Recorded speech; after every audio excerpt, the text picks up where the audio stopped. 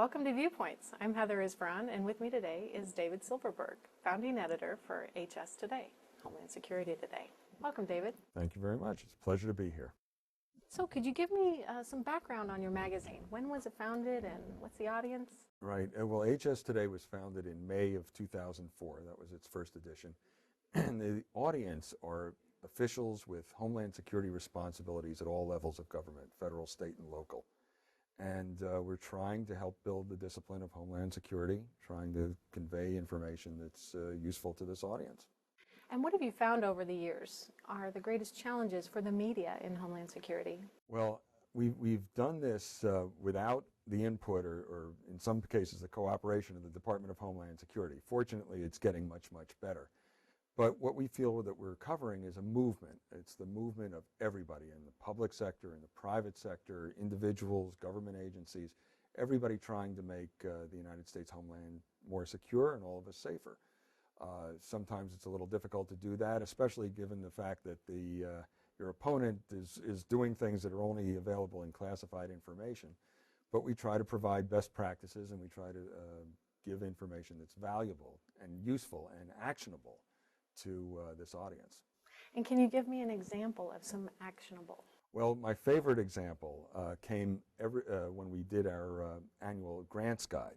Every year we compile all the information about the various grant programs, and in 2006 in Prince George's County, Maryland, there was a firefighter who saw our grants guide, cut out a section of it that talked about an applicable grant.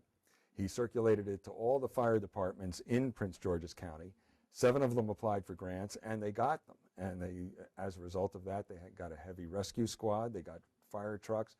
And while it's a small thing in Homeland Security, you don't get that kind of gratification in many other forms of journalism. So that was very, very rewarding for us.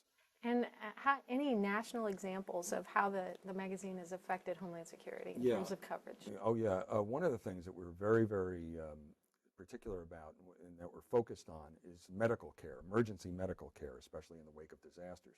And in our very first issue, we had an article called "The Trauma in America's Trauma Care," which was about the closure of trauma centers, which would be necessary in any kind of catastrophic event. And as a result of this was picked up in Congress.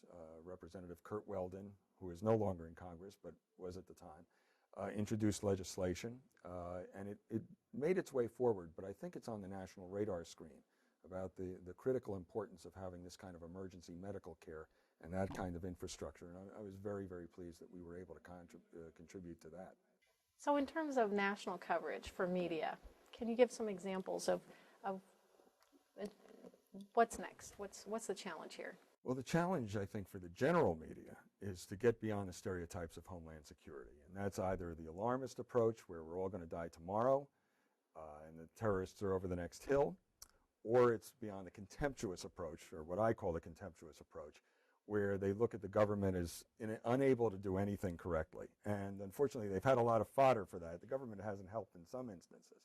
However, when you really look at Homeland Security and the Department of Homeland Security seriously, and you watch it on an incremental basis, you can see that there has been progress made. The discipline is becoming more mature. The department is getting better organized. Things are sort of coalescing. I think we're all safer as a result. And what we try to provide in HS Today is an in-depth look at different issues that really provides value to our readers and gives them a fuller understanding of the full discipline of Homeland Security. You had mentioned some phases that Homeland Security has gone through. Could you explain that just a little? Yeah, and we've seen this very clearly, and especially it has to do with the industry that's grown up around Homeland Security. The initial phase was rather panicked, actually, right after 9/11. It was, getting screening portals into the airports instantly.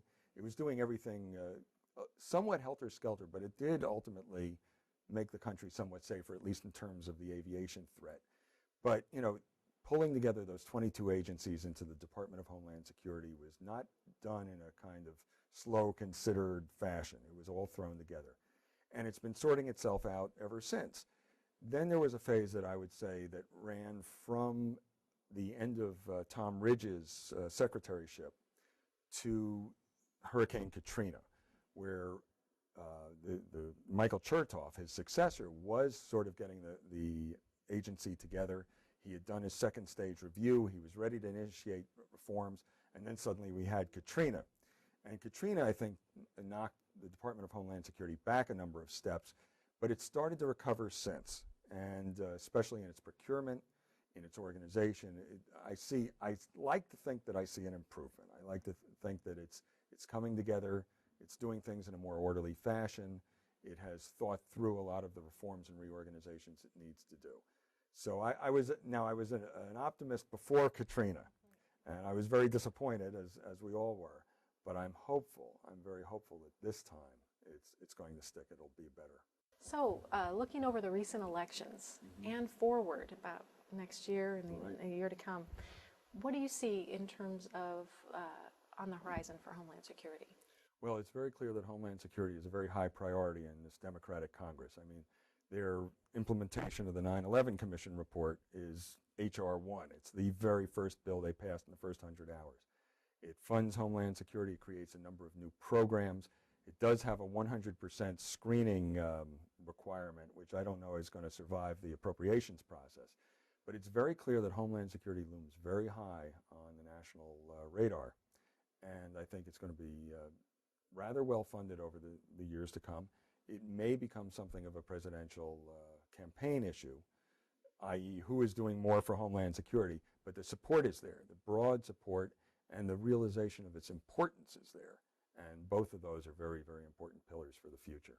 As you're about the country, do you find that the average citizen is as concerned about Homeland Security as perhaps the Congress? Not as much as they were in the immediate wake of 9/11, of course.